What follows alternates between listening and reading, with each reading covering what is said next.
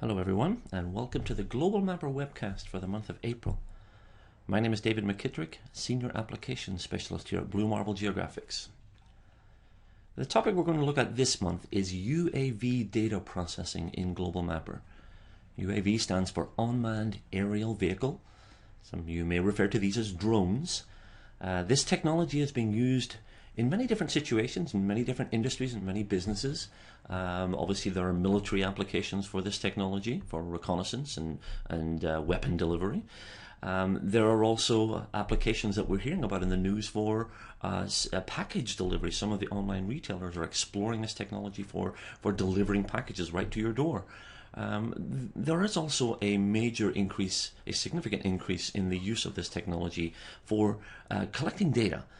The benefit over a fixed wing or piloted aircraft is obviously expense, simplicity of deployment, and because of this increase in efficiency, the use of this technology is becoming much more widespread.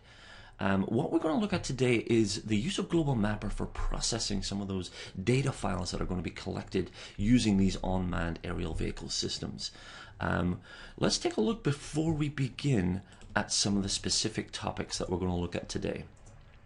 Well, I'm assuming that there are some of you going to be joining us today that are perhaps new to the Global Mapper platform. So we're going to begin today by introducing the application, a basic overview of Global Mapper.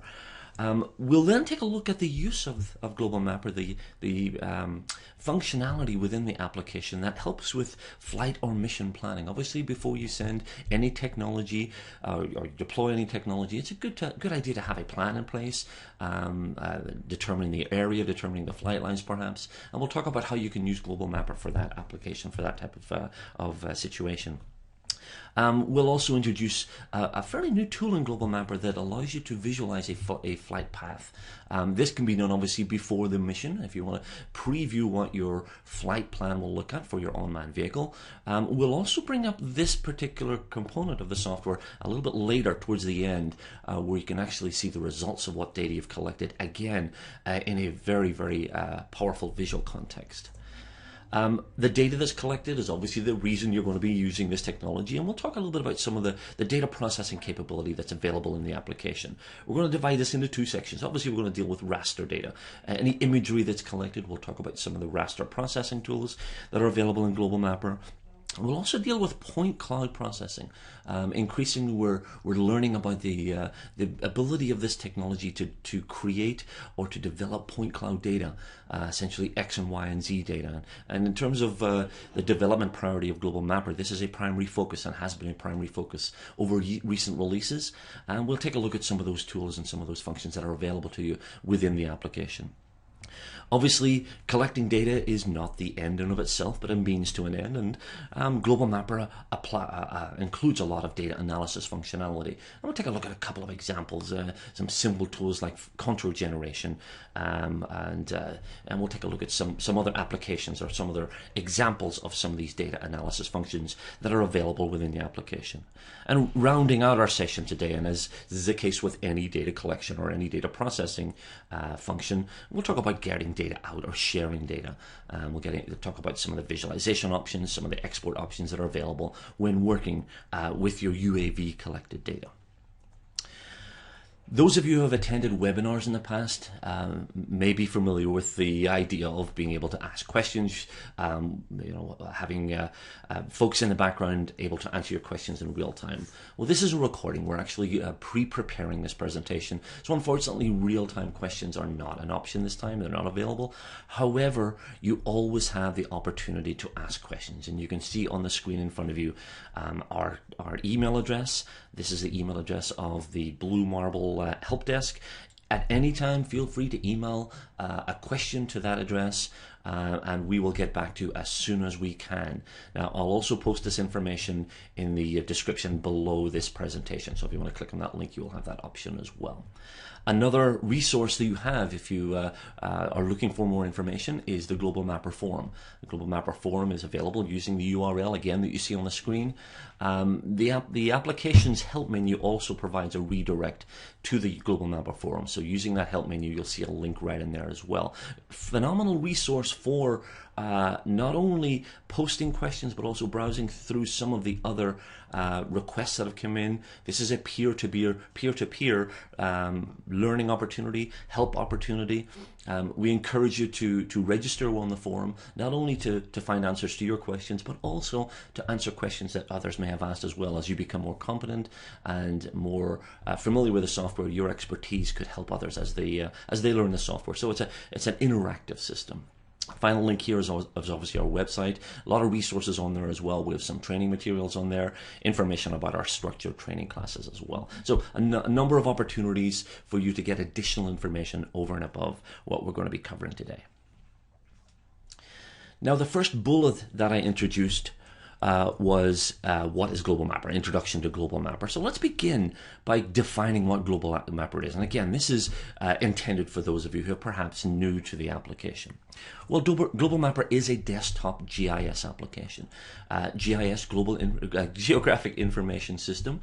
This is a tool that allows you to work with spatial data, work with any data that has a locational context applied to it. And we're talking about vector data, raster data, elevation data.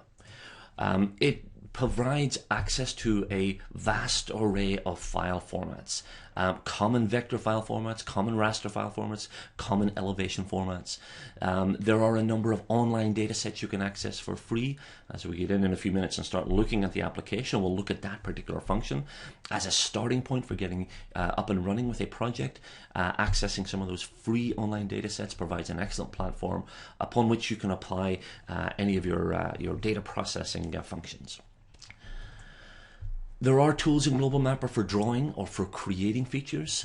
Those of you who are feeling artistic, you can use the digitizing tools to draw perhaps the boundary of an area that you're interested in capturing, determining the flight lines, delineating those flight lines.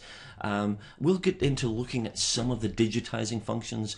Needless to say, we will not take the time to explore every digitizing option.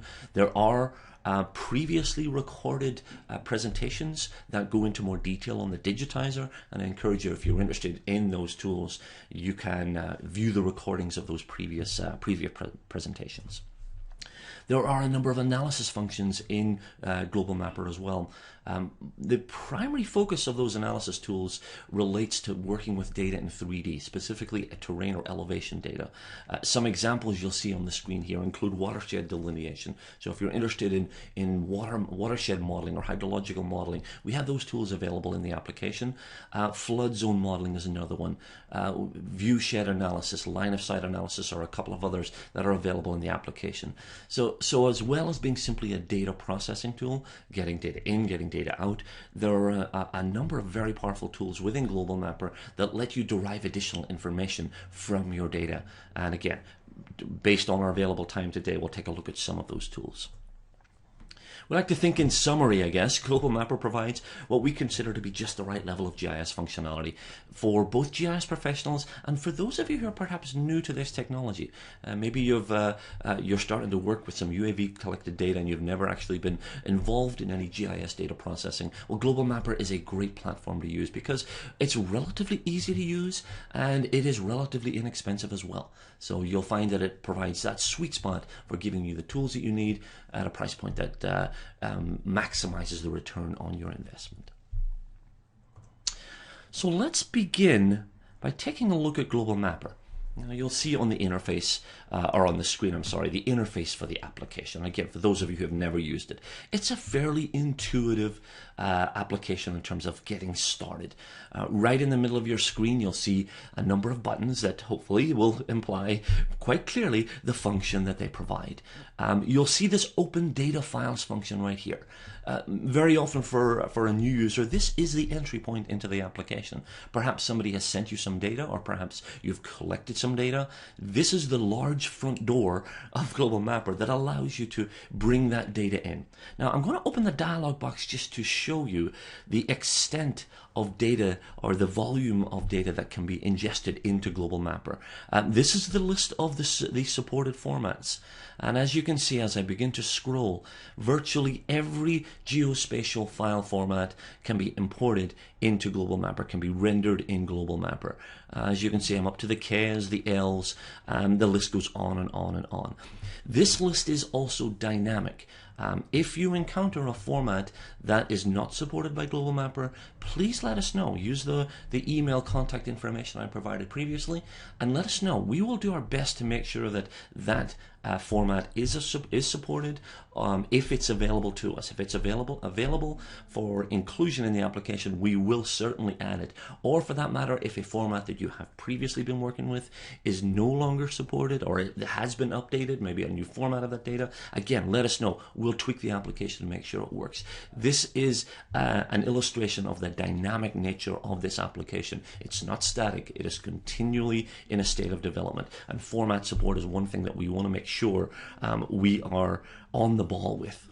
This is the ultimate in interoperability. The ability to work with data from so many different platforms, both importing, as you saw the import dialog box, but also from the point of view of exporting. So getting your data in, very simple. Open your data files right here in the middle of the screen. I want to take a look at another function of Global Mapper for getting started. The second button in my list here.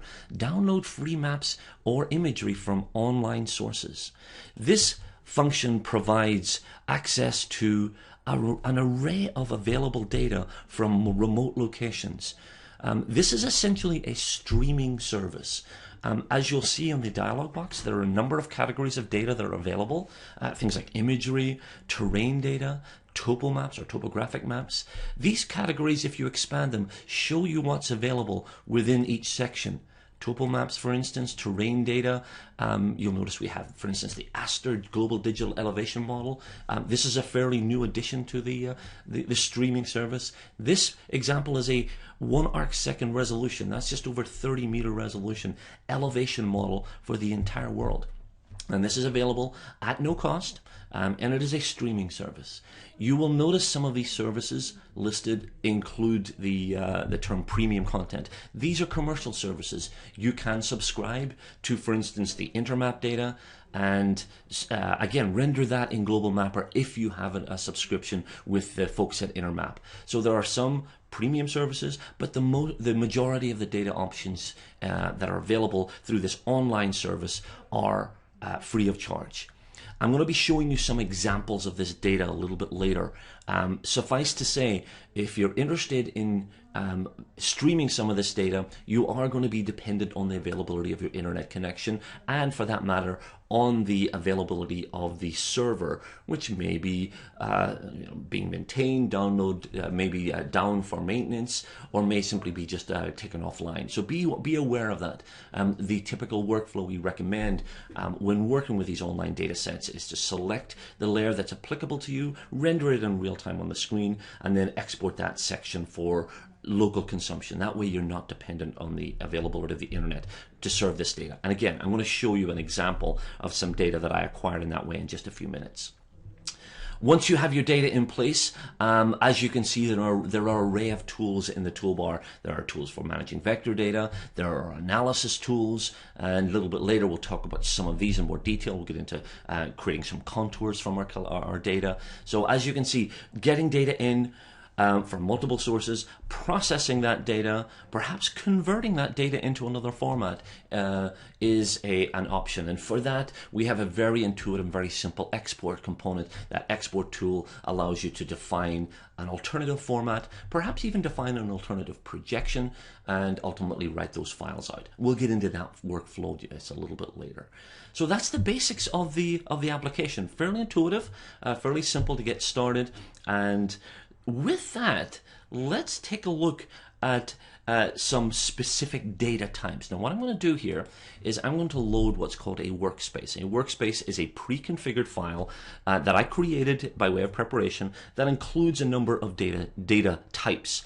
And this workspace I'm going to import, or I'm going to render right now, is called Flight Plan.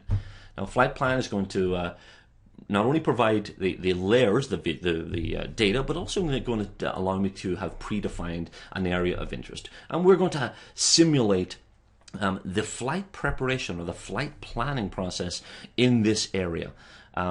You'll see a little window here over on the left side of my screen. This is my overlay control center, and obviously this is a pre-prepared set of data. I could have individually imported these layers. You'll also notice that only one of these layers is visible, this imagery layer. Each of these boxes can be checked on and checked off. And I'll check each one on individually just to let you know, or just to show you some examples of some of those data sets. The first layer, the layer you're seeing now, is an elevation layer. Now this is a pre-formatted digital elevation model, a DEM. This DEM is available online at no cost within the US. This is our national elevation data set. Again, as I mentioned earlier, if you're working outside of the US, there are another number of other options as well. Now this layer is a raster layer, but it's a raster layer in which the visualization of the data is not derived from an RGB, but rather derived from a Z value. And that Z value, or elevation value, is represented in a shade of color, and you can see that on the left side of my screen, indicating the actual elevation above sea level. Global Mapper includes a number of tools for altering the colors, and indeed for adding a custom color, or series of colors, I should say, if that's something you want to do. So if you want to visualize this in a different way, for instance, my global shader is going to change the colors of the data. In this case, it's giving it shades of green, simply because most of the elevations within this area are in a very limited range. On a global perspective, obviously, we would have a much broader range of colors. Just an example, though, of how we can change the visual representation of this data. A couple of other examples of layers. I'm going to turn on the second of these layers, which is a USGS map. Those of us in the US who have done any work in the mapping field will obviously be very familiar with the USGS quad sheets. This is, again, another data set that's available in a streaming service at no cost. And it has value in mission planning and being able to see the terrain through these contours and other man-made features as well. So again, another available option, and it's a layer that I've added to my workspace, as you can see. Back to our imagery layer, we have our imagery now sitting on top of the DEM. Obviously, because we're dealing with two raster layers, we can only see one of those. The final layer that I have here is a little bit different. This is actually a vector layer that I imported previously, derived from a shapefile. And this is showing us the properties, the property owners. Very often this type of data is available locally, either at the town or city level, or perhaps the county level, depending on where you are, or indeed maybe even the state will maintain this type of information and very often make it available to you. This happens to be a small area of the state of Maine that we're looking in right now. And again, this provides a different level of geographic information. These are the property owners. So if my intention is to create a flight plan covering a particular property, for instance, obviously having this as a visual reference makes that process much more simple and much more efficient. I just want to show you one more thing by way of introducing kind of the data management in Global Mapper. We obviously have multiple layers here, and because we're dealing with multiple layers, they're sitting on top of each other, not possible to see all of the layers. So I'm going to use a very simple little tool that'll allow me to pull back one layer to see what's underneath. So we can quickly expose through a simple slider, if you like, or almost like a swiping motion. You can see what's underneath. So if I need to see the terrain and I also need to see the imagery on top, I have that image swipe tool available to me.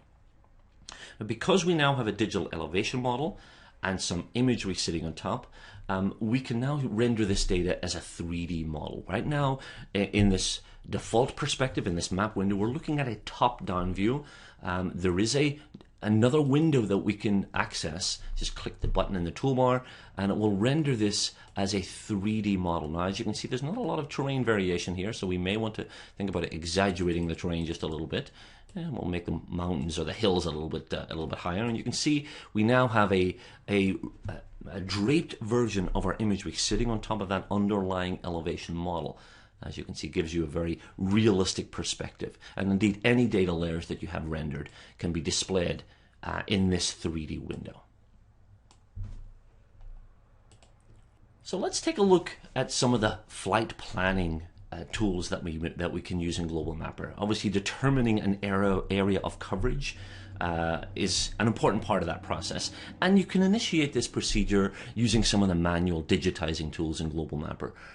As you can see, my cursor along the toolbar at the top of the screen is giving me access to a number of drawing or digitizing tools. If I want to create a rectangular area that defines my area of interest, I can use a rectangle tool.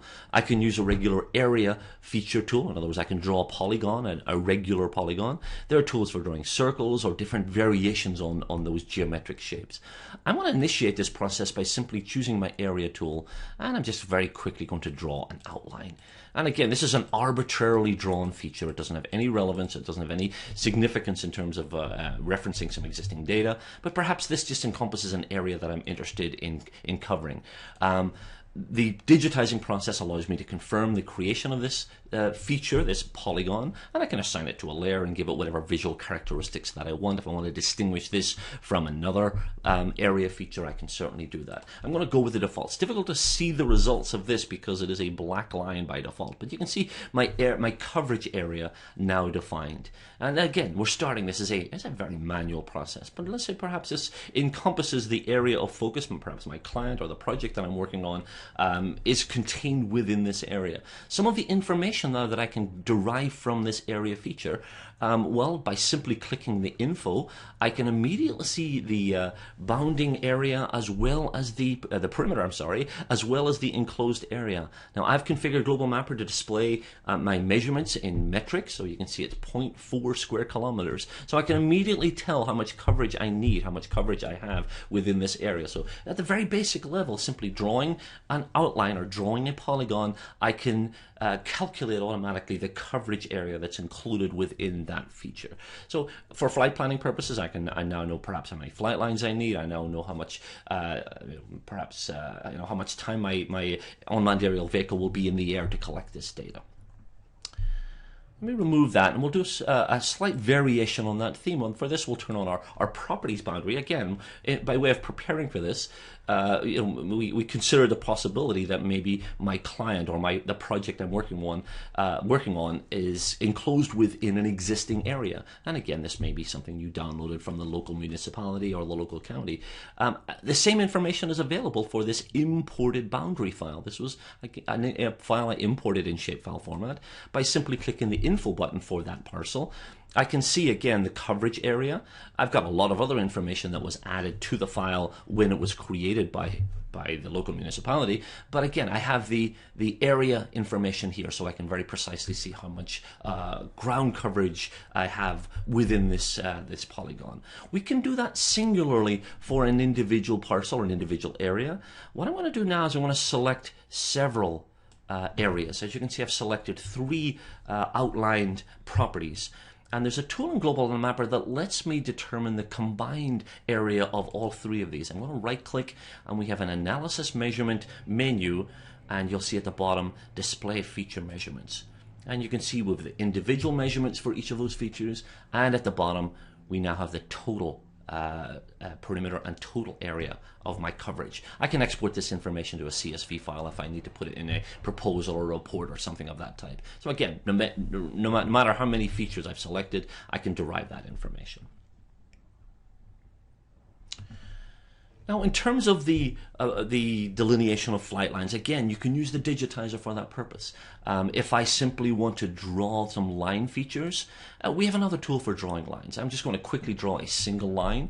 The line obviously has the same, some of the same geometric properties as an area. Obviously, it doesn't have an area itself, but it does have a length, and you'll see that length noted here. So I can very specifically say, well, the flight line for that line, for that simulated flying line, is just over 600 meters long. So you do have that option. Not very practical in many applications, but you do have that tool for doing that. And by the way, that linear feature can be exported in a number of formats if necessary to integrate into your flight planning application. A more automated method that we can employ for delineating flight lines is to actually create those lines from a perpendicular line. I'm going to show you this very quickly. I'm going to draw a line that essentially represents the midpoint of my focus area. We're just obviously simulating this based on these properties that we previously selected. I'm going to create a line that doesn't have any significance in terms of its visualization or its properties. I've selected that line simply by clicking, selecting with the digitizer. Hard to see on this, on top of the imagery because it's a simple thin red line. But what I'm going to do with that line is I'm going to create perpendicular lines that would represent my flight lines, and we have an automated tool in Global Mapper for doing that. Simply right-click.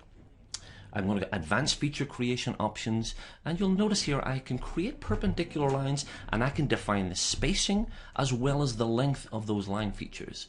So I'm going to create lines spaced at about 90-meter intervals. Now, 90-meter intervals will give me lines that are obviously 90 meters apart, and we'll show you the application for this in just a second. When we finish this, when we determine initially this sample spacing, we'll also be prompted to provide the length of those lines. I'm going to keep this fairly small. I'm going to make these 500 meters either side of my existing line, and I'll simply click OK on this. Now, again, difficult to see. I'm going to turn off a couple of layers so it'll make it a little more clear. You'll notice now I've created parallel lines defined specifically based on the length that I stipulated, which was my 500 meters either side of my center line. And what I can do now, this is very interesting. I can actually buffer these. Actually, let me remove first of all the center line. And I'm going to select the additional lines. I'm going to run a buffer. Now, this will allow me to determine, based on these prescribed or proposed flight lines, based on this spacing that I've selected, how much coverage I'm going to get, how much overlap I'm going to get in my flight lines. And we have a buffering tool that very efficiently allows me to visualize that. So I'm going to create a buffer around each of my selected line. I'm going to create one buffer zone. You can create multiple concentric zones if necessary.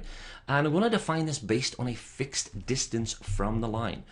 Now, I created lines spaced at 90-meter intervals. If my buffer, as you can see here, is 50 meters wide, it should extend each buffer so there's a little bit of overlap between each flight line. And hopefully when I click OK, you'll see the results of this. There we go.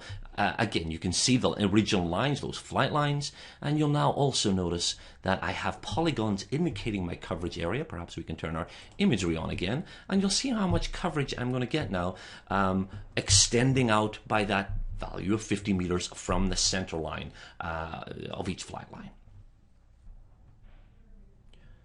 So as you can see, there are a number of tools that will allow you to optimize your flight paths, to determine coverage area, to determine possible flight paths for your unmanned vehicle. It can be done in a manual way using the simple manual digitizing process, or you can get a more precise estimation of coverage based on something like I've shown you before, which is some of our buffering, the buffering tool for visualizing any overlap or any, perhaps even more important, any spaces that would exist between your flight lines. A tool that we've just recently introduced into Global Mapper allows you to visualize what that flight path will look like. Again, by way of preparation, this is a great tool to show you what coverage you're going to get, what the extent of your flight is going to be, and it shows you this in a video form. Now, I'm going to remove this simulated flight pattern I just created. I'm going to move this box, and you'll notice on my imagery there is a fairly well-defined pipeline path here. This is an underground or buried pipeline. Let's assume that for our project, we're intending to capture data along this path. And we want to visualize that path prior to actually sending our vehicle up or deploying our vehicle. We want to visualize the flight path. We want to create that flight path. Well, the process will begin simply with the digitizer. It could be based on a already created file that you import into Global Mapper, or as in this case, I'm simply going to digitize. I'm tracing the path of this line. No particular characteristics for this line. It's just a line feature, and we'll just create a small sample. We'll just stop right here, and I'll confirm the creation of that line. Once again, it's a black line, difficult to see, following or tracing the path of that the pipeline path. Now, what I'm going to do now with this line is use this as the basis to create a flyover, a visualization from the air of what I'm going to cover with my unmanned aerial vehicle. And once it has been selected, there's a button in the toolbar that lets me create these fly-through parameters. You'll see in this window there is a list of X and Y values. These X and Y values represent every click that I made on the map when I created this line. Obviously, if you need more precision, a higher resolution line, you can click more often.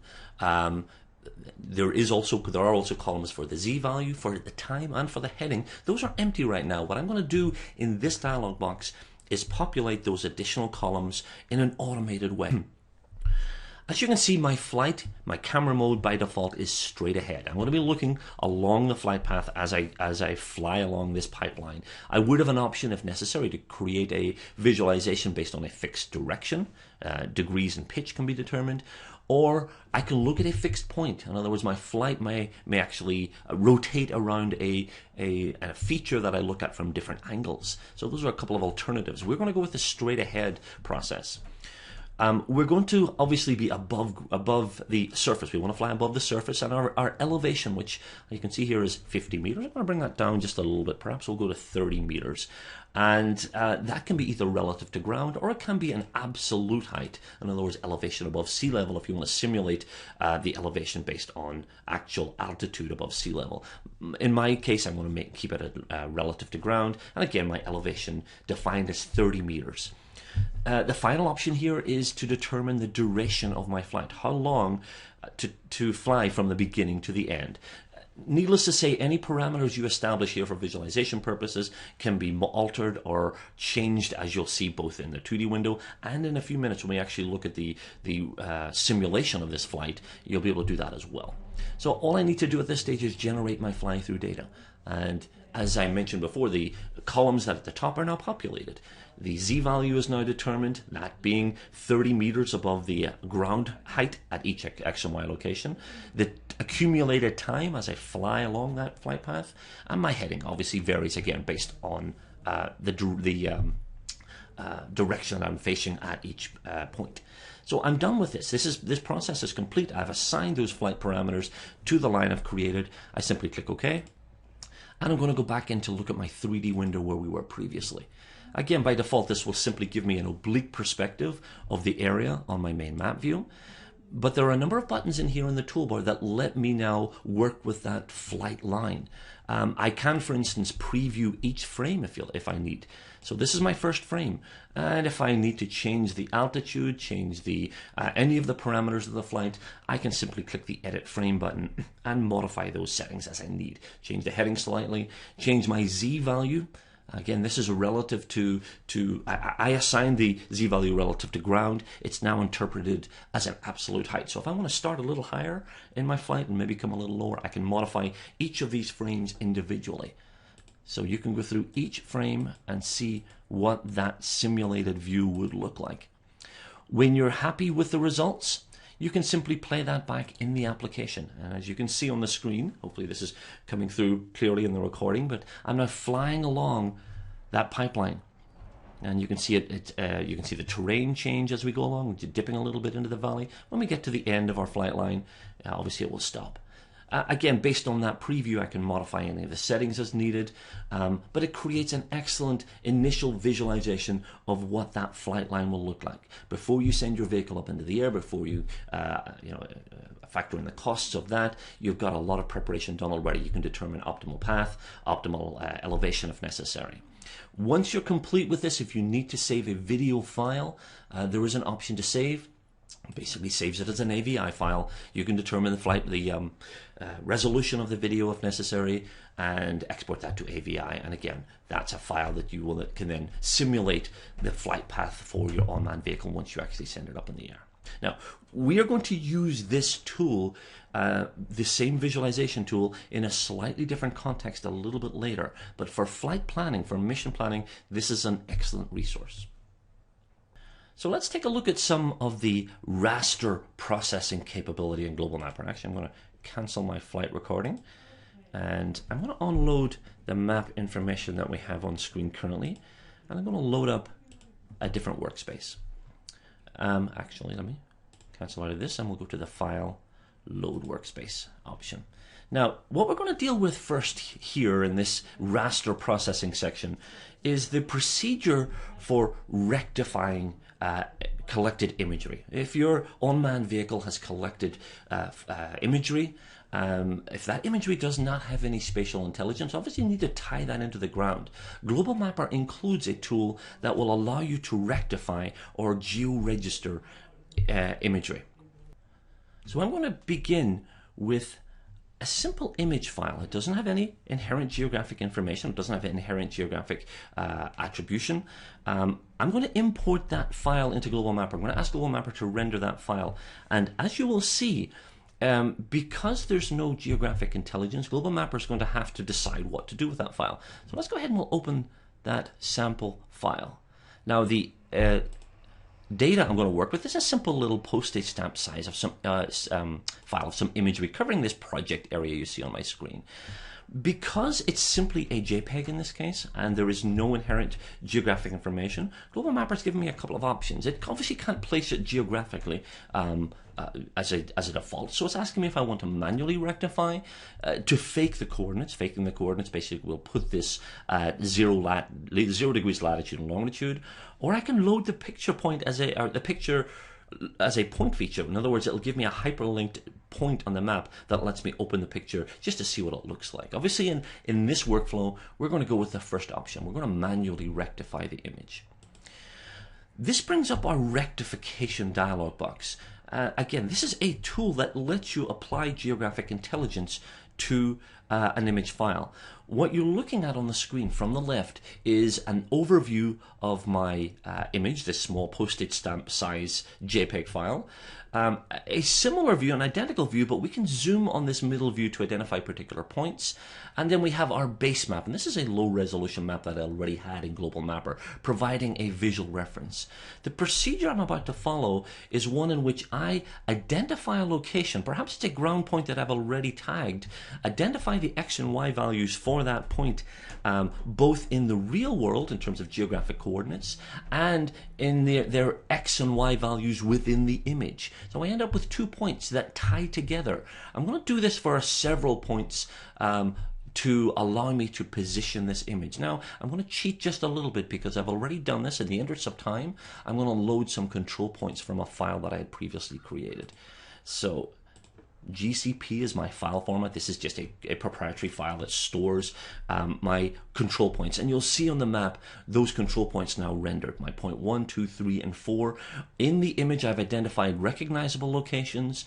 On the corresponding map, I identified the same locations, and this is going to be the basis for tying the non-rectified image to real-world coordinates. Now again, this process, when I went through this by way of preparation, I manually identified those points. I simply identified something I saw in this image with something I saw in the adjacent map, but I could also have typed the coordinate values. If I knew the control point coordinates, I could have simply typed those in this dialog box, saving me the process of manually identifying, or visually matching, I should say.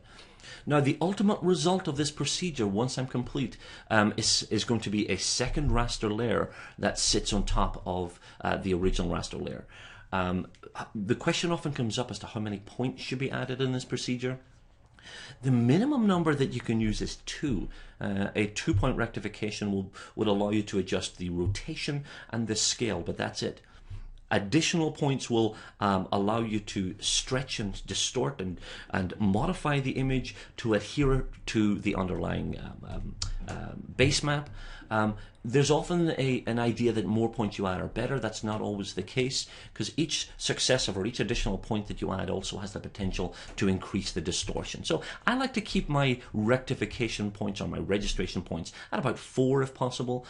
You can go through this procedure, see how accurate it is, and modify as needed. You can add additional points a little bit later. I'll show you how to do that in just a second. But for the time being, I'm going to simply click OK, and you'll see hopefully reasonably accurately aligned. My image is now aligned with the underlying low resolution tile, and it's now a geo-rectified image file. I could export this at this stage if I want in a geographic format, GeoTIFF for instance, or perhaps JPEG 2000, so it has inherent geographic intelligence. If at this stage I look at the registration process and perhaps I'm not happy, I can right click on the image I just imported and I can go back and rectify it again. I'm not going to do it at this stage, but I can simply rectify. Brings up the dialog box I saw before and allows me to reposition the points or add additional points, or for that matter remove points that are compromising the quality of the registration process. If you have additional tiles of imagery, they can then be rectified or aligned to this rectified image. So you can build your tile array around an initial image that was rectified. Another procedure that we can apply is cropping. Cropping essentially removing sections of an image that are perhaps not required or not needed. Maybe they extend beyond the bounds of what we wanted to cover. Maybe we're, again, going back to our flight planning scenario, maybe we just wanted the imagery within a property. You can remove what's outside. So I'm going to, again, remove these sample files. I'm being prompted here to save what I just did. In other words, the application of geographic intelligence to this imagery tile. If I don't save it, that will be gone. Obviously, in my case, I don't care. Obviously, if you're doing this in the real world, you will want to make sure you save this so that when you open Global Mapper or open this workspace again, it will remember the parameters you've established. So in my case, I'm going to say no. And once again, I'm going to load up another workspace. Now, this workspace is going to include basically the same area, but I've defined a coverage box. This yellow box you see on the screen represents the extent of perhaps what I want to capture. Now, in this scenario, I want to bring in some data that would represent perhaps individual flight lines of imagery. So I'm going to open some files manually. In fact, as you can see on the screen, there are 10 individual files. I'm going to select them all. Just hold down the shift button in the import dialog box, select them all, and I'm going to click the open button. And it will add all those to my overlay control center. I'll expand this window slightly so we can see them all. Now, there are a couple of things I want to talk about before we actually talk about the cropping process. Each of these, as you'll see, is an individual flight line. As I turn one off, you'll see there's a gap right there, and you can see now that we have complete coverage for this area. In terms of data management in Global Mapper, having this long list of files can sometimes be problematic, and there are a number of tools that will allow us to manage this in a much more efficient way. We can, for instance, simply create what's called a map catalog. Now, a map catalog will allow me to take multiple files and essentially turn them into a single file. Global Mapper then will deal with just one file as opposed to, in this case, 10 files. So that's an option. Much more simple option is simply to group them together. And again, I'm right-clicking with all of those flight line files selected. I'm going to go to the group option, and I'm going to simply give this a name. I'll call it Imagery or Collected Imagery or whatever is applicable. Obviously make sure it's named appropriately, but by assigning these to a group, you'll notice it cleans up this overlay control center, creates one line item with a little plus sign that allows me to see the individual components of it, but I can simplify and clean up the interface. So again, simulating an area of coverage, the yellow box indicating the extent of the area I'm interested in working with. Obviously, I've got more data than I need. So what I want to show you is the procedure for cropping the imagery. I selected the area of interest with my digitizer. I select the tile, or the group in this case. I'm going to select them all collectively. I'm going to go to the Options dialog box. Now, the Options pertains to a selected layer, so if I click on that button, because I've got more than one layer selected, what I select here, what function I choose, will apply to all of the data, all of the layers that are included in this group. So under cropping, a number of options for cropping. I can crop to a specific lat-long boundary if I know that. I can crop to a specific set of degrees or specific dimensions if that's applicable. Or, probably most applicably, I can crop to a currently selected polygon, which is what I have right here. And I'm simply going to click OK. And you can see as a result of that, the imagery outside of the bounds of my area of focus is now removed. I have isolated just the image I'm interested in. Again, if I need to export this, I need to process this in any way, all that would be exported would be with what's within the bounds of this polygon. So cropping, very, very simple procedure. Again, in my case, defined by the polygon first, a pre-created polygon, very, very easy to implement. When we opened up the options dialog box before and we selected the cropping time, you may have noticed that there were a number of other options that can be applied.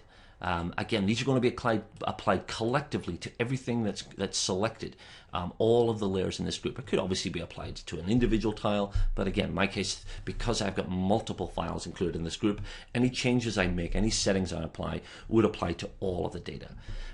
Some of the other options include modifying the image characteristics, things like color grade, feathering, if I wanted to feather this to integrate it into a surrounding image or an abutting image perhaps. I can change the contrast, the color contrast is available as well. So there are a number of image processing tools as well to allow you to fine-tune the image, or to change or alter the colors of the image. Another thing that you may need when you're processing raster data like this is the ability to tile it into more manageable sizes. Initially, when we imported these files, they were strips. We used a cropping tool to limit the extent of these strips to our project area. Now perhaps we need to export this, but we need to export it into manageable sizes. And we have a tiling tool that allows you to do that. There are a couple of ways that you can approach the tiling procedure. You can initialize the creation of tiles right from within the application. There's a tiling tool in Global Mapper. You'll see where my cursor is located in the toolbar. It says create rectangular grid of features, grid being an array of tiles. We could also initiate this directly at export time, where we define the number of tiles that we want to divide our data into. I'm going to initiate the process using this manual tiling tool. Difficult to see the cursor on my screen, but if I click anywhere on the map, it brings up this tiling dialog box. What I want to do is I want to divide this extent, the extent of the imagery within this layer, into an array of 5 by 5 tiles. In other words, I want to get 25 individual files as opposed to one large file. And the way that I do that is to define the number of grid tiles that will fill a rectangle. Or I could do it this alternative way. I could have Global Mapper determine how many tiles I need by specifying the dimensions that I require for those tiles. I'm going to go with option 1. Now, when I do that, it asks me what I want to constrain my tiles with. Now, as you can see in the background, I still have that boundary polygon. It's still selected and highlighted. So I'm going to opt to crop to that area feature. Once I've done that, and because I've selected the option for Global Mapper to determine the size for me, all I need to do is tell it how many tiles I need. And I want to type in 5 by 5. So 5 rows and 5 columns. Everything else is fine. I click OK. And you can see I have an array of grid tiles now displayed on my screen. It's automatically assigned them the labels A1 through A5, B1, etc., etc., etc. So visually, I now have a representation of what my individual tiles will look like. When we export this data, we have the option then to export 25 different individual files as opposed to one large file. I know we're going to talk a little bit more about exporting and data sharing later, but just to complete this procedure, I'll go quickly to the export dialog box. This is Imagery, so we're exporting raster image format data. We choose our format from the list of those that are available. I'll choose JPEG 2000. And in the export options dialog box, we have the option to tile. Once again, I could initiate the tiling process at this stage without any pre-preparation, but because I wanted to very precisely define a more regular array of 5 by 5 tiles, I'm going to use the option to select the area feature or features for my tiles. So if I was to continue with this procedure, I would end up with 25 individual files. So those are just some examples of tools in Global Mapper that you can employ or utilize to work with raster data. Rectification process, cropping process, image adjustment, and if necessary, tiling. We're going to shift our focus now, and once again I'm going to clean off the map. I'm not going to save this workspace. I'm going to load another workspace. And in this one, we're going to take a look at some point cloud data. Many users of unmanned vehicle, and many users of this technology, will ultimately end up with an array of XYZ points. And Global Mapper's development over the last few versions of the software has prioritized working with this point cloud data. It's a phenomenal resource for doing things like terrain modeling or structural modeling or indeed feature extraction. And we're going to look at some of those components of Global Mapper. So I'm going to open up, by way of preparation, a very small area with some point cloud data. Now, to give this a little perspective, I'm going to turn off the actual point cloud, and you can see visually underneath my point cloud, I've got some buildings, I've got some trees. It's just a small sample area. The point clouds, as you can see, the point cloud is composed, as you would expect, of a series of points. In this case, very small area. I've just got about just under 300,000 points. Each of these points is an X, Y, and Z feature. Now, these points happen to be derived from LiDAR, a specific format of point cloud data, light detection and ranging data. But there are other mechanisms that you can use to derive your X, Y, and Z values. With each of these points, if I select one with the info tool, you'll notice my elevation is assigned. I have a number of additional attributes for this LiDAR data as well, including classification. And we're going to get to that a little bit later, how you can apply a more realistic classification to a point cloud using some of the tools in Global Mapper. This is a 3D data set, and as such, if I open up my 3D window again, that point cloud, as you can see, exists as a 3D visualization. So you can see, I can see my underlying imagery, but I can also see my point cloud rendered above with the Z value exploited in this way. We're going to come back and look at this window in a different context a little bit later. Now, the visualization of my point cloud, as you see it right now, is derived from the inherent classification. In this example, my points are not classified. They do not know whether they're ground points or building points or vegetation points. We're going to modify that using some of the processing tools in Global Mapper. But as it stands right now, my point cloud is completely unclassified, and that is the reason I'm seeing my point clouds rendered in gray. There are a few visualization options for my point cloud that can be triggered from this LiDAR toolbar right here on my toolbar. This LiDAR toolbar is an add-on module in Global Mapper that provides a significant enhancement to the point cloud processing functionality. And we're going to look at some of those tools as we go through this scenario. First thing I can do is change the visualization. So let's change the color of the points to reflect another variable. This visualization, obviously, you can see on the toolbar, is showing the points based on elevation, based on that Z value, and you can see ranges of colors from blue through reds indicating height. This is the same that we saw in our surface model that we rendered previously. There are a number of other options in here to render by things like intensity, by return number, by return height, and many of these will pertain specifically to working with those LiDAR point clouds. Let's go back to viewing by classification, I should say. Now, in order for us to derive any value from this point cloud, we need to be able to distinguish what the point actually represents. Now, because we've got some imagery underneath, we can see that there are buildings, we can see there's vegetation, we can see there's bare earth. But Global Mapper doesn't know that yet. What we're going to do is run a process that will allow us to determine which of these points constitute ground, which constitute vegetation, etc. And there's an automated tool in Global Mapper for performing that function. Right here on my toolbar, you'll notice where my cursor is located, an auto-classify ground points function.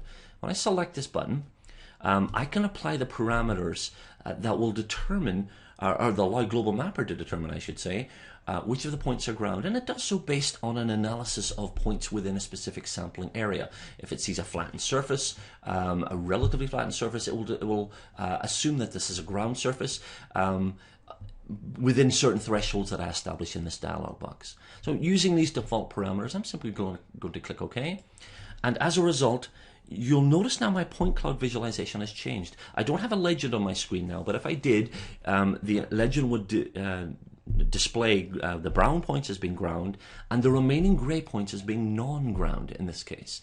So I've been able to pull off ground points, be able to assign that classification. So if I select one of these dots, or these points I should say, you'll notice the class is now a 2, which is a ground point as opposed to an unclassified point. Now this gives us the basis for creating a digital terrain model, or a bare earth model, which we're going to do in just a few minutes. So from a simple X, Y, and Z file, we now have the basis for doing some ground modeling. But before we get there, we want to derive additional information from this point cloud. We have additional features visible within this area. We obviously have buildings, and we have a large area of vegetation. There's another extraction, another classification tool, I should say, that will allow us to distinguish those remaining unclassified points, those that are buildings and those that are vegetation. Again, a new dialog box popped up here. I can, again, apply parameters that will allow me to determine the behavior of this analysis. Height above ground, for instance, allows me to create a threshold below which the points will remain unclassified. We assume that buildings and the trees, the vegetation we're interested in, is at least 2 meters above the surrounding ground points, so I'll leave this at 2 meters. There are other parameters that can be established to determine the coplanar relationship between your points, to determine what's likely to be a building, and those offset points that are likely to constitute, collectively constitute a tree. And by running this procedure, again, I'll retain these default settings. We will see 2 additional colors applied to my map. We'll see the orange points now displayed to represent buildings, and those green points indicating where there is high vegetation. To confirm these settings, I'm going to move my dialog box just out of the way here. We can apply another visualization. We can actually look at this point cloud from a lateral perspective, from a side perspective, if you like, using Global Mapper's profiling tool. If I use the profiling tool, I can create a cross-sectional of a building if I need to modify any of those points, maybe assign some points that were missed to be building points. I'm just going to profile this building. Before I do, I'm going to determine the approximate width of that building. And I'm just looking at my scale. I would say about a 25-meter width would probably be sufficient. And when I profile, it's actually going to create a buffer. As you can see, that buffer is 25 meters from that center line. I simply define the linear feature that forms the center of my buffer, and Global Mapper extends it out. So when I actually render this simply by right-clicking, what I'm seeing in this dialog box is the swath of points that extend 25 meters either side of that line, and allows me to visualize very clearly what's a building. It looks like my building points are fairly well assigned, as well as my ground points along the edge, and any vegetation. You can see a couple of green points over here. So this gives you another method for doing some quality control of your data to make sure that buildings are actually assigned accurately. These are editable points. I can select a point or a collection of points, and if necessary, apply through simply clicking the appropriate button the correct classification. I can make these all building points if necessary. So having reassigned these points, so having applied a more realistic and a more useful classification, we can now perform a feature extraction process. I'm going to deselect these points that I'd selected previously. Let's go ahead and deselect them. We've been able to distinguish what's a building and what's a tree. We can now run a procedure that actually outlines this building. This is essentially feature extraction. We can also run a procedure that will analyze patterns of vegetation points and determine collectively which of those points constitute a single tree. I'm going to run those 2 procedures separately. You could run them concurrently, but I'm going to run them separately so we can isolate the individual results. This is another button in the LiDAR toolbar, the LiDAR module toolbar, extract vector features. And if I select that option, I'm going to begin with building extraction. Let's turn off the tree point extraction. Based on the reassignment of the classification to determine which are buildings and trees and ground, obviously, I'm going to have Global Mapper address just those that are buildings and delineate the outline of those buildings. The simplification factor allows me to smooth the outline so it doesn't adhere precisely to the irregular array of points that may constitute the border of that building, but it removes some of the vertices to make the buildings appear a little smoother. So with this, I simply click OK, and it's going to create a new layer for me. You can see in my overlay control center a building outlines layer, Easiest way to visualize the result is to turn off the point cloud, and you can see now we have a 3D building there. There are some anomalies in here. There are features that were interpreted as buildings that are not, but very easy to remove those.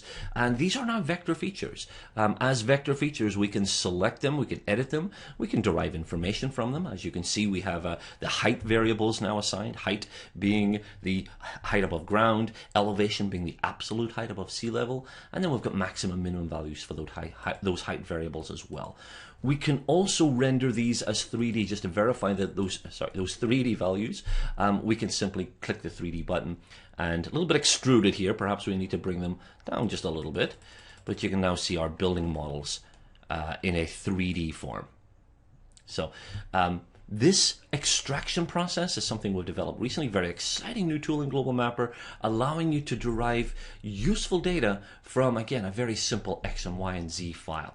And process of identifying buildings, process of extracting buildings, a fairly automated procedure, very quick procedure.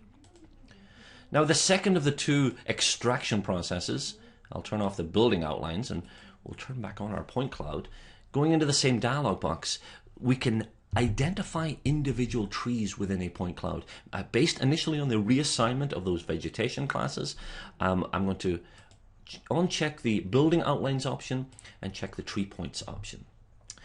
Again, we can define certain parameters. The minimum height, we only want trees above a certain value, a certain height I should say, that have a certain spread, both minimum and maximum. So we can define the extent of what we want to see. Obviously, if there's anomalies in your data, you can remove those anomalies. I'll leave these default settings. There is an option, by the way, to create coverage polygons. In other words, defining the extent of an individual tree based on an outline. It's a great tool from certain applications, but I find that it creates kind of a messy map. So I want to uncheck that for this application, and we'll just run the analysis by simply creating points. The best way to see this is, once again, to turn off my point cloud, and you can see the individual icons on my map indicating individual trees. These are vector points. Once again, to verify the data that we've been able to assign, we've got the height of a selected tree as well as the elevation. So this tree has a height of 24 meters. Its average spread is 8.3 meters and its maximum spread is 9.5 meters. And we have this data collectively for all of the trees in this area. Because these are vector features now, we can apply any of the vector processing tools or vector analysis tools in the application. Things like querying, we can filter, we can modify attributes, we can create a subset of our tree layer by sorting by height, for instance. So I can see all of the trees that are over 32 meters simply by selecting them. I'll move this dialog box out of the way slightly, and you can see where the highest trees are within this coverage area. So any of these analysis processes can be applied now. I have to remind you that this data set started with a unclassified point cloud, and we now have enough information that we can derive useful information from this simple X, Y, and Z file. So the first round of automated reclassification processes that I applied was to identify ground points. That formed the basis for identifying our buildings and our trees, but we're going to go back and revisit that classification, that assignment of a class to our point cloud. And we're going to use those ground points to create a terrain model. I'm going to turn off everything but my original point cloud layer, and I'm going to filter all of the buildings, all of the vegetation points, as well as those that remain unclassified, those anomalies that we're not quite sure what they are. We're going to remove all of those, leaving just the ground points. And we have a filtering tool in the toolbar that will allow us to do this. Easiest way for me to do this is to disable all, and then to enable ground. And I'll simply click OK. And what's left on my map, obviously, are just the ground points. Huge holes where there are buildings, scattered holes where there are trees. What I'm going to perform now is a process to create a raster surface from these points. The process of gridding essentially goes through a tin, a triangulated irregular network, to generate a surface model. And this process is available in the analysis menu. Create elevation grid from 3D vector data is the option. I'm going to base this on my point cloud data, and I'm simply going to click OK.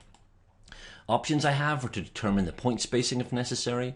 I also have a few variations on the gridding process that allow me to determine a DTM or a DSM based on an analysis of the points within a defined area, where it'll use just a minimum or maximum or the average if that's applicable. So I have a couple of variations on the theme of the basic gridding process. I'm going to go with the triangulation process. Again, I'm just going to create a new layer. The new layer will be a raster layer. I'll simply click OK.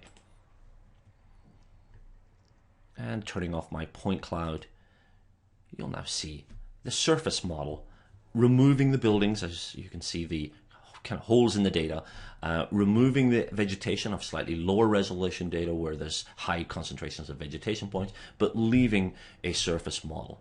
I can apply any of Global Mapper's raster processing tools now to this raster, elevation processing and elevation analysis tools to this raster surface. Things like profiling. We previewed profiling when we looked at our point cloud profile. I'm going to create a profile across this little valley area, simply creating a cross-sectional view, as you can see, visualizing terrain. So those are just some of the key functions that Global Mapper can perform when working with point cloud data. Again, point clouds tend to be a raw material or a means to an end rather than an end in of itself.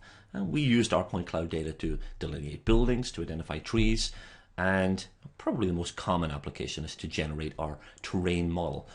Once we have that data in place, Global Mapper offers a number of analysis options and analysis tools. And again, in the interest of time, I will not be able to show all of these to you. But we're going to demonstrate some of the analysis capability that's available. I'm going to remove the data from my screen once again. And I'm going to bring up another surface model. We're going to load another workspace. And this workspace I call slopes.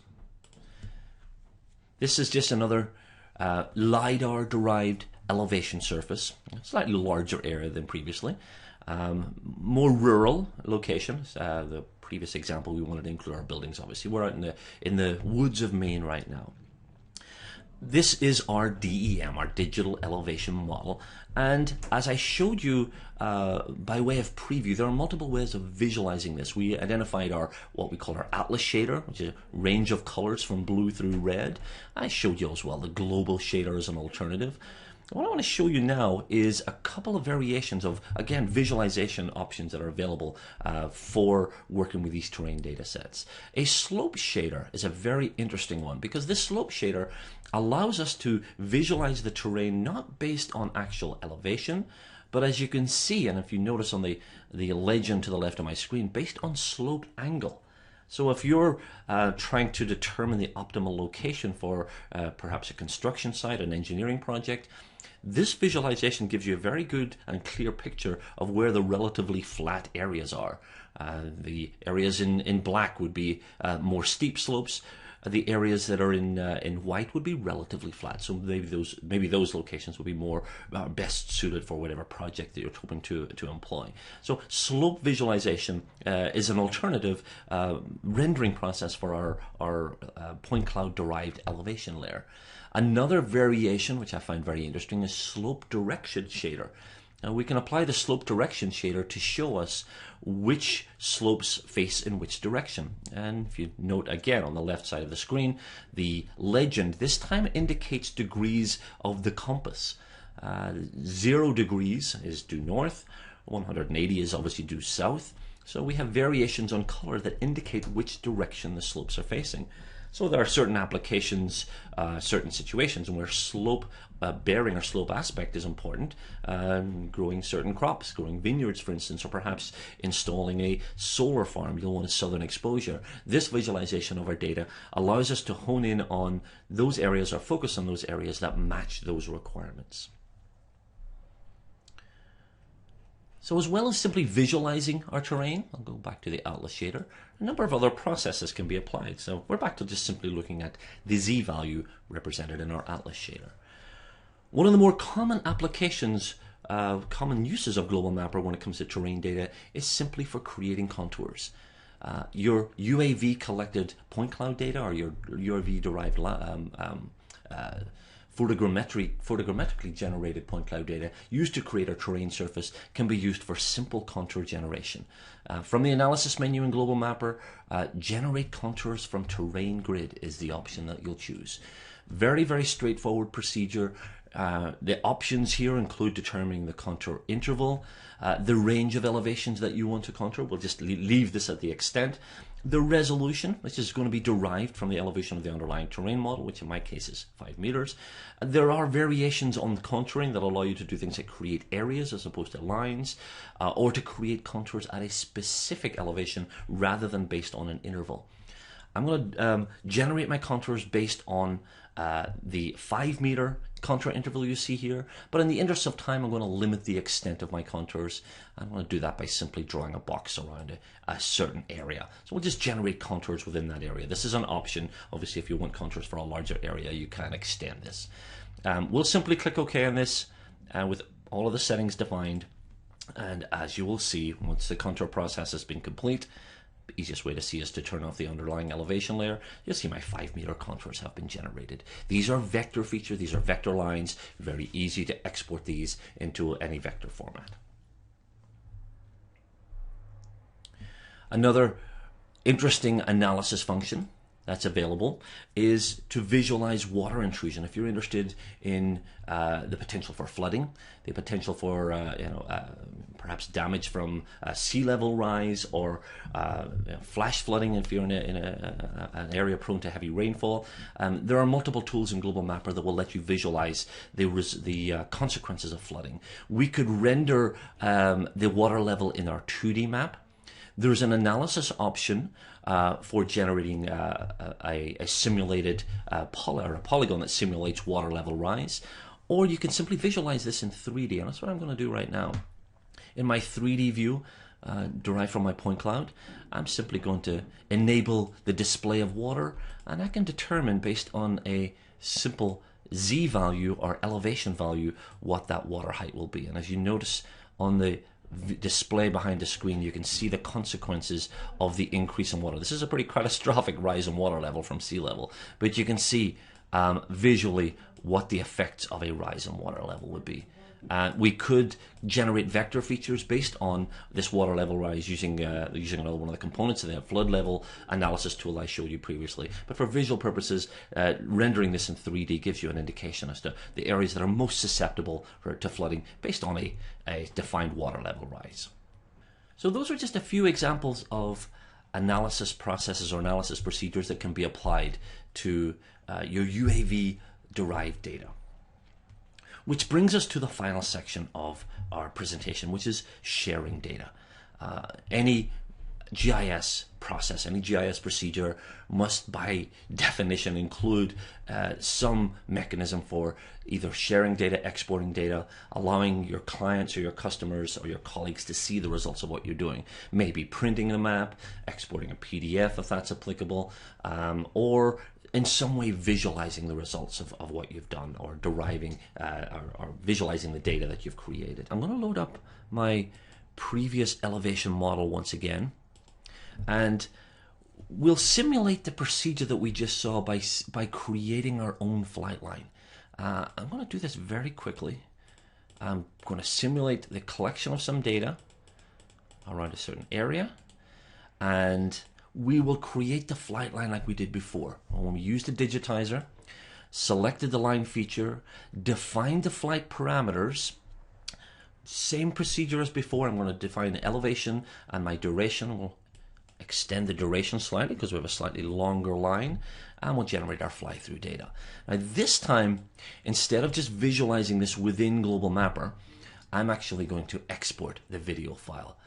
Opening up the 3D window once again, we can initially preview the file. I don't have any underlying data obviously here, but if I had some imagery, we would obviously see that as well. But assuming we've captured a video that shows where we are, shows where we're going to be, once we're happy with the results, I'm going to generate a video output. I'm going to keep this a fairly low resolution video just to speed up the processing time. So I'm going to define it as a 24 frames per second, 360p image. Now with the file saved, with that file in video format, What we can do now is associate the line feature with the video. This is obviously a line I created manually, but you can also do this with an imported file. So if you have a delineated file indicating your flight path for your UAV, and that flight path embeds the timestamp for each, you can associate the data that was derived from the UAV with the location along that line. I'm going to show you the results of that procedure. First thing that I need to do, it's difficult to see the line again because we're sitting on top of our elevation model. I'm going to select the feature info tool to select that line. I'm going to right click and I'm going to select a video the video I created to be associated with that line. And we can now right click and we can show the movie file at a specified time. In other words, where I clicked on the map, it'd be a little easier if I reduce the size of the window. We can actually see the movie file playing, running out of screen real estate once again here. And behind my map, you can see again where I'm located, where I selected, and you can see my movie playing in the video player, but also rendered right on my screen. So great way for you to tie in either a flight plan video to a line feature. Again, we're losing the line context here, but great way for you to play back a flight planning video, a video you created during the flight planning process, or based on data that you collected based on the flight line that you imported. You can easily play back that recorded video, associate the video file with the flight path, and it will show you right on the screen where that's located. So the video playback, the video recording process is a great way for you to share the data you've collected on your UAV, from your UAV data. Now, it's also worth mentioning when it comes to sharing data, the file formats that Global Mapper can export. We talked about importing data, processing data, obviously exporting is part of that procedure as well. So regardless of the source of any data you've collected from your UAV, you can export it in any one of the supported formats, whether they be vector files, imagery files, elevation layers, or as you can see, you can even export those video files as well. Those export processes, that export procedure is right from here, from the file menu, export, and you choose the format of data. So if I've created a surface model from a point cloud, for example, and I want to export that as a DEM, I simply choose that format. Whatever applicable format I need, we'll go to the DEM format, apply whatever parameters I want. We could apply that tiling procedure I talked about previously and simply export that data. So importing data, processing data, and doing a little analysis of data, visualizing, and ultimately exporting. Global Mapper provides functionality that can help you work with you at every stage of the process when you're processing your UAV data. At this stage, time to wrap up. Hopefully information I provided was useful if you're considering the use of Global Mapper for processing your UAV data. As I said previously, if you have questions, if you are interested in more information or need to find out more about any of the tools that I showed you during this presentation, you can email us at geohelp@bluemarblegeo.com. Go to our website for more information at the bottom, or as I mentioned previously, the Global Mapper forum. If you're not currently a user of Global Mapper, you can download the application from our website. You'll see a download menu in the bluemarblegeo.com website, and you can request a trial, and that trial will last 14 days. You can put the software through its paces, see if it works with your data, and again, during that time, feel free to ask us any questions you need. When you want to make that a permanent license, you simply buy that license file and activate the software permanently. So you do have the option in the short term of trying out the software. Once again, thanks for watching, and we'll speak to you again next month.